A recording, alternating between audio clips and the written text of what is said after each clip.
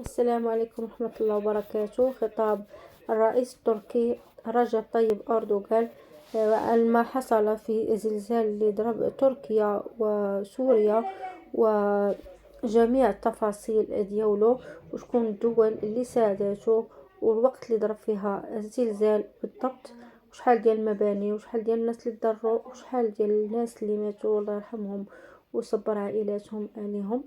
إنا لله وإنا إليه راجعون. تفرجوا حتى الفيديو حتى الأخير باش تسمعوا التفاصيل وقوة الزلزال اللي ضربت. كما هاد الزلزال تصنف من رابع الزلازل اللي ضربت في العالم بالقوة ديالو، وتسعود المدن اللي ضرات فيه، وبزاف تاع الدول اللي بزاف تاع المدن حتى في سوريا. نتمنوا المرضى الشفاء العاجل، والموتى رحمهم سيدي ربي برحمته، هذوك شهداء عند سيدي ربي.